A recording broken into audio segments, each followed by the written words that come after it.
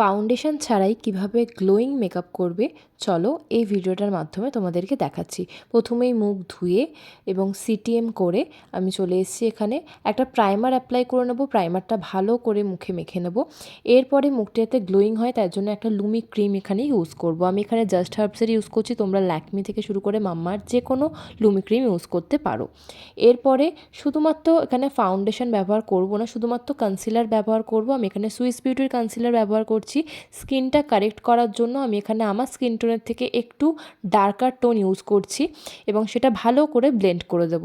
দেখো কোনো ফাউন্ডেশন কিন্তু আমি এখানে ইউজ করছি না, শুধুমাত্র কনসিলার দিয়ে মেকআপটা করছি এবং এই মেকআপটা কিন্তু অনেকক্ষণ লং লাস্টিং হবে এবং গরমকালের জন্য একদমই পারফেক্ট এই মেকআপটা। এরপরে যেখানে কনসিলারগুলো দিলাম সেই জায়গাগুলো পাউডার দিয়ে সেট করে দেবো।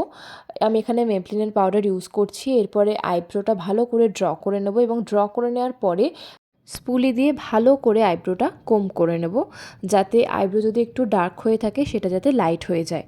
এরপরে ক্রিম ব্লাশ অ্যাপ্লাই করে সেটা ভালো করে ব্লেন্ড করছি এবং আমি পাউডার কন্ট্যুর ইউজ করেছি এবং পাউডার কন্ট্যুরে আমি সুগারের কন্ট্যুরটা ইউজ করছি। চোখটায় আমি ব্রাউন কালারের একটা আইশ্যাডো দিচ্ছি এবং চোখের নিচেও আমি একটা ব্রাউন কালারের আইশ্যাডো দিয়ে স্মাচ করছি। এরপরে ওয়াটার লাইনে কাজল পরে সেই কাজলটাকেও স্মাচ করে দেব এবং এখন মাস্কারা অ্যাপ্লাই করছি মেবলিনের। যেহেতু ক্রিম ব্লাশ অ্যাপ্লাই করেছিলাম তাই পাউডার ব্লাশ দিয়ে সেটা সেট করছি এবং একটা হাইলাইটার লাগিয়ে নিচ্ছি। সব শেষে লিপস্টিক আর লিপ লাইনার দিয়ে আমার মেকআপটা কমপ্লিট করছি। তোমরা অবশ্যই জানিও মেকআপটা কেমন হয়েছে। দেখো কি সুন্দর গ্লোয়িং একটা মেকআপ হয়েছে উইদাউট ফাউন্ডেশনে।